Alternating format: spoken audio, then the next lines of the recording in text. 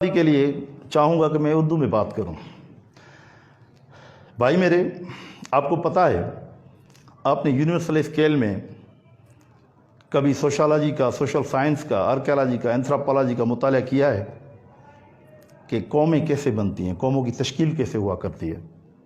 اور آپ کو پتہ ہے کہ پوری انسانی تاریخ اور تہذیب کے اندر مائگریشن، ہجرت جسے آپ کہتے ہیں، جس سے آپ نے مہاجر لفظ نکالا ہوا ہے، اس کا اسم فاعل ہے مہاجر، وہ ہوتی رہی ہے، صرف آپ نے نہیں کی ہے۔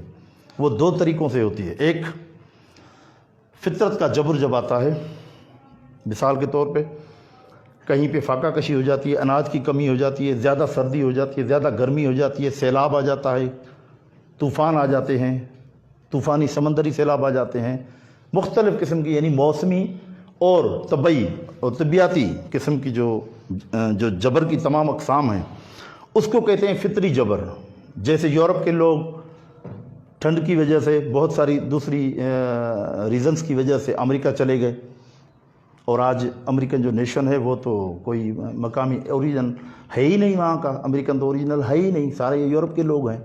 وہ تو ریڈ انڈین تھے، اور وہ ریڈ انڈین پہ میں بات کروں گا کہ وہ کیا ہیں، جسے ہم کہیں گے لال ہندوستانی، اصل میں وہ سندھ کے لوگ تھے، سندھ کے لوگ تھے، یہاں سے گئے تھے۔ اب میں آپ کو بتاؤں کہ تاریخی طور پر بھی، تاریخی جبر کے طور پر بھی ہجرت ہوا کرتی ہے۔ ایک ہوتی ہے فطرت کے جبر کے طور پر، جیسے میں نے بتایا پوری انسانی تاریخ میں قومیں بنی ہیں، اور خود ہماری سندھی قوم میں بھی بہت ساری چھوٹی بڑی کمیونٹیز آئی ہیں۔ مثال کے طور پہ شاہ لطیف کوئی موہنجو دڑو کا دراوڑ نسل کا بندہ نہیں ہے، خود سائیں جی ایم سید دراوڑ نسل کا آدمی نہیں تھا۔ میں سمرو ہوں راجپوت ہندوستان کا، میں بھی کوئی دراوڑ نسل کا نہیں ہوں۔ بہت سارے لوگ، کئی لوگ آئے ہیں، مگر آج ان میں سے کوئی بھی، اچھا سید تو بڑی بات ہے نا، کیونکہ مذہبی ایک شیلٹر بھی ملتا ہے، ایک مذہبی بات ہے، تو انہوں نے کبھی کوئی یہاں پہ ایسی بات کی شاہ لطیف کے بزرگوں نے یا سائیں جی ایم سید کے بزرگوں نے کہ ہم جو ہے وہ الگ صوبہ بنائیں گے، الگ شہر بنائیں گے، الگ جو ہے شناخت رکھیں گے؟ نہیں بھائی نہیں، وہ سب ایبزارب ہو گئے، جذب ہو گئے۔ کلندر باہر سے آیا تھا، اس کے کردار پہ تاریخ میں شک و شبہات بھی ہیں کہ وہ ایجنٹ تھا، یہ تھا، وہ تھا، بہرحال وہ اچھا انسان تھا، یہاں پہ رہنے کے بعد اور اچھا انسان بن گیا، اور پھر وہ یہیں کا ہو گیا۔ آج وہ سب سے بڑا سندھ کا بزرگ ہے۔ جان جیکب آیا تھا کراچی میں، انگریز فوج کا جنرل بن کے، حکمرانی کرنے کے لیے، سندھ کو غلام کرنے کے لیے، مگر اس نے جب سندھ کی محبت دیکھی، سندھ کا پانی دیکھا، سندھ کی تہذیب دیکھی، تو اپنے بھائی اور بہن کو لیٹر لکھا جو میرے پاس پڑھا ہے، ہم جیکب آباد میں جو کرتے ہیں جان جیکب کانفرنس سالیانی، ستایو صاحب اور دیگر وہاں کے لوگ مل کر، اس میں وہ ہم نے چھپوایا بھی ہے، اور میرا ایک آرٹیکل ایک نہیں کئی ہیں۔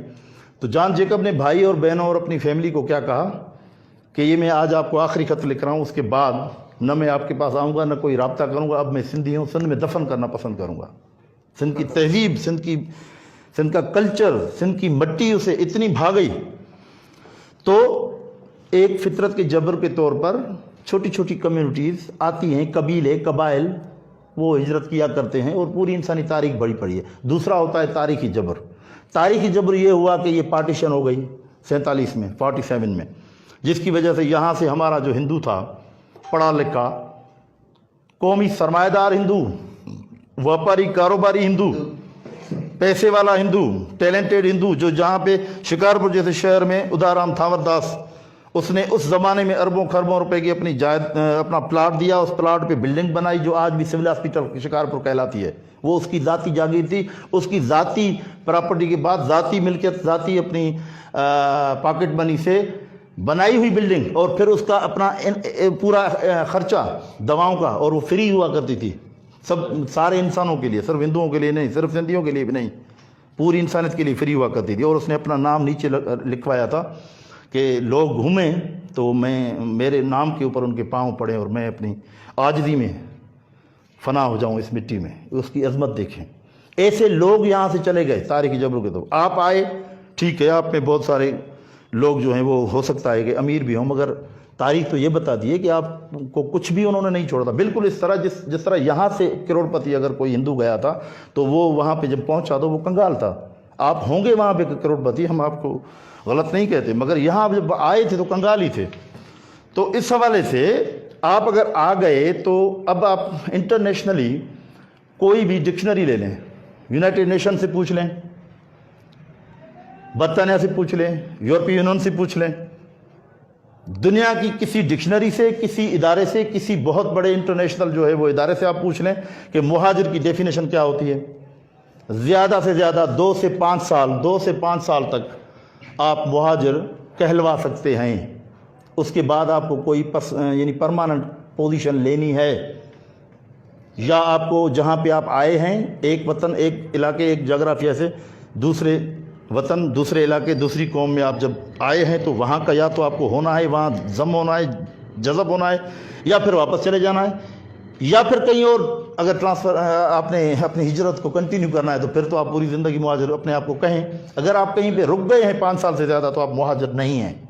ये मैं नहीं कहता, लॉ कहता है, ये लॉ की किताबें कहती हैं, इंटरनेशनल लॉ कहता है, कानून कहता है, यूनाइटेड नेशंस कहते हैं। तो ये जो मेरे भाई मैं हाथ जोड़ के कहता हूँ आप सबको, ये जो आप लोगों ने तकरीबन पौनी सदी हो गई, पौनी सदी के बाद भी आप लोगों ने ये जो मुहाजिर कौम लगा रखा है। कोई मुहाजिर कौम नहीं हुआ करती, मुहाजिर कोई कम्युनिटी, कोई ज़ात भी नहीं हुआ करती। मुहाजिर एक कैफियत है, हिजरत करने वाली कैफियत, आर्जी कैफियत। इस वक्त मैं तकरीर कर रहा हूँ या बात कर रहा हूँ, ये मेरी खिताब करने की एक कैफियत है, यानी मैं इस वक्त मुकर्रर हूँ। अब मैं अपने पीछे लिख दूँ प्रोफेसर साजिद सुमरो मुकर्रर, क्या मतलब? मुकर्रर ये मेरी कैफियत है, जब मैं तकरीर कर रहा हूँ तो मैं मुकर्रर हूँ, उसके बाद मैं मुकर्रर नहीं रहूँगा। आप हिजरत कर रहे हैं, सफ़र कर रहे हैं तो मुसाफिर हैं, सफ़र के दौरान आप मुसाफिर हैं, या आप पूरी ज़िंदगी मुसाफिर लिखेंगे? ये तो शायर लिखते हैं भाई, शायरों को हक होता है, वो उनके कवानीन और होते हैं, वो फितरत को अपनी नज़र से देखते हैं, वो एक गैर हकीकी बातें होती हैं और वो अफसानवी किस्म की बातें होती हैं। मगर ये आपकी एक बहुत बड़ी हकीकत है कि आपको मुहाजिर नहीं कहलवाना चाहिए, नहीं समझना चाहिए अपने आप को। अब मैं आपको बताता हूँ कौमों की तश्कील कैसे होती है।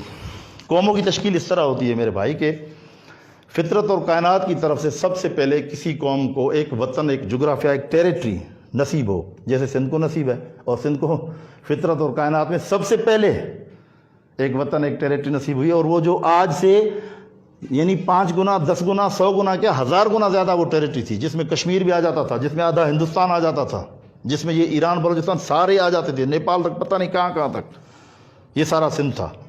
टेरिटरी के बाद आपको क्या चाहिए? आपको तारीख़ चाहिए, उसके बाद आपको तहज़ीब चाहिए, और तारीख़ और तहज़ीब में आपको लैंग्वेज, सूरत ख़ती, और उसमें जो आपने काम किया है, आपका अदब है, लिटरेचर है, आपके लोगों ने क्या दिया है, फ़िक्र, फ़लसफ़ा, वो सब आ जाता है। चौथी जो उसका जो चौथा क्या कहते हैं कि एलिमेंट है, फैक्टर है जो चौथा, वो है पैदावारी वसाइल।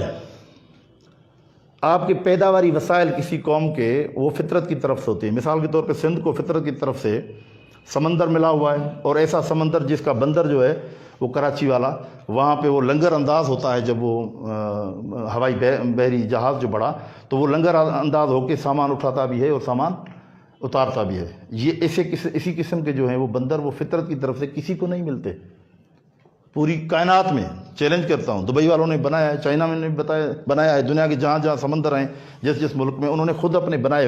हो सकता है कहीं किसी को ऐसा नसीब हुआ हो, मगर जैसा सिंध को नसीब हुआ है कहीं नहीं हुआ है। आमतौर पे आप देखें समंदर में जाते हैं तो किनारा होता है, उसमें आप जाते हैं, पहले 1 इंच पानी होता है, फिर 2 इंच, फिर 4 इंच, इस तरफ बंदा नीचे चला जाता है, पानी बढ़ता जाता है। तो वहाँ पे कोई जहाज़ जो है वो लंगर अंदाज नहीं हो सकता। मगर सिंध का जो बंदर है उसमें एक जहाज़ लंगर अंदाज होता है, क्यामाड़ी पे, KPT जहाँ पे बना हुआ है। तो ये एक कुदरत की तरफ से हमें एक बहुत बड़ा एक जो है वो पैदावारी वसीला मिला हुआ है। इस तरह सिंध की ज़राअत है, मीठा पानी है सिंधु दरिया का, सबसे बड़ी बात, और गैसेस हैं। अब तो मुसलसल गैसेस मिल रही हैं, कोयला, अब तो देखिए आप थर में क्या मिला है। इसके अलावा पत्थर, ये कारूंझर का पत्थर भी अभी बेच रहे हैं, इंतहाई कीमती। तो ये सारे जो वसाइल हैं, जो भी सियासी, इक़्तिसादी, मदनी वसाइल हुआ करते हैं तमाम तर, वो भी एक कौमी तश्कील के लिए बहुत ज़रूर होती हैं। अब कौमी तकमील कहाँ होती है आपको पता है? ये 4 एलिमेंट मैंने बता दिए, जोग्राफ़ी, तारीख़, तहज़ीब और इक़्तिसादी और पैदावारी वसाइल। अब जो 5वां फैक्टर है वो अगर ना हो तो कोई भी दुनिया की कौम तकमील नहीं पाती।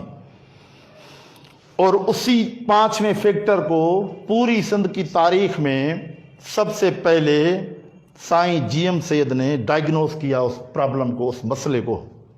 اس کے لیے میں کہتا ہوں سائیں جی ایم سے سندھ کا بہت بڑا انسان ہے. یعنی شاعری میں، فلسفے میں شاہ لطیف بہت بڑا انسان ہے. شہنشاہی ادوار کے لڑائیوں میں، جنگوں میں راجہ طاہر بہت بڑا انسان ہے. دودو سمرو بہت بڑا انسان ہے. شاہ عنایت شہید بہت بڑا انسان ہے. مخدوم بلاول بہت بڑا انسان ہے. مگر جدید سندھ کی سیاست میں، جدید سندھ کی فلسفی میں، جدید سندھ کی اقتصادیات میں، جدید سندھ کے تشکیل نو میں سائیں جی ایم سے سب سے بڑا انسان ہے، کیونکہ اس نے 5ویں فیکٹر کا سوشل سائنس کے اصولوں کے مطابق 5ویں فیکٹر کو ڈسکور کیا کہ یہ اگر نہ ہو تو سندھ کی تکمیل نہیں ہوگی. تشکیل تو ہوئی ہے، تکمیل کبھی نہیں ہو سکتی. تو میں آپ کو بتاؤں اردو آبادی کو کہ میرے بھائی، آپ کو فطرت کی طرف سے کون سا وطن ملا ہوا ہے جس کے لیے آپ صوبہ یا وطن بنائیں گے؟ کون سی تاریخ ہے، کون سی تہذیب ہے؟ مطلب ناراض نہ ہوں. آپ کو اس دھرتی میں جو ہے وہ جذب ہونا ہے، بالکل اسی طرح جس طرح شاہ لطیف اور اس کے بڑے جذب ہو گئے، بالکل اسی طرح جس طرح خود سائیں جی ایم سے جذب ہو گیا، بالکل اس طرح جس طرح میں اور میرے بڑے جذب ہو گئے، شیخ ایاز کے بڑے جذب ہو گئے. بزرگان، آپ کو بھی جذب ہونا ہے. اور آپ جو ہے وہ صرف کراچی کو اپنا کیوں سمجھتے ہیں؟ کشمور تک پوری سندھ کو اپنا سمجھیں نا. آپ جذب ہو جائیں، نکلیں اس مہاجر شاونزم سے. کوئی مہاجر قومیت نہیں ہوتی، کوئی مہاجر ذات تک نہیں ہوتی. اس لیے یہ جو 5واں فیکٹر ہے، پیداواری وسائل کی مالکی کا فیکٹر، پیداواری وسائل کے شعور سے لے کے جدوجہد تک کا فیکٹر، جو سائیں جی ایم سندھ نے بتایا، جس کی وجہ سے سائیں جی ایم سندھ نے تقریباً 100 کتابیں لکھی، سندھو جی سانجا اور دیگر زبردست کتابیں، جس سے انسپائر ہو کے کریم راجپر نے، سندھ ٹی وی والے نے ایک ویڈیو جو ہے وہ ڈاکومنٹری اچھی بنائی ہوئی ہے، غلام رسول چانڈیو نے بنائی، مگر دونوں کو سائیں جی ایم سندھ کا نام لینا چاہیے تھا. خیر، تو یہ بات ہے کہ اردو آبادی جو ہے اس کو جذب ہونا چاہیے. باقی وہ اپنی شناخت کے لیے، ایک اپنے تسلسل کو بحال رکھنے کے لیے اگر گھر میں اردو بھی بات کریں، بولیں، تو ہمیں کوئی اعتراض نہیں ہے. جس طرح بلوچی بولی جاتی ہے، سرائکی بولی جاتی ہے، کچھی، کاٹھیاواڑی، ڈھاٹکی، پتہ نہیں کتنی لینگویجز بولی جاتی ہیں. جیکوباد کے سمرو فیملی سرائکی بولتی ہے، مورو کے سولنگی سرائکی بولتے ہیں، گھوٹکی کے تمام سندھی لوگ سرائکی بولتے ہیں. کوئی مسئلہ نہیں ہے.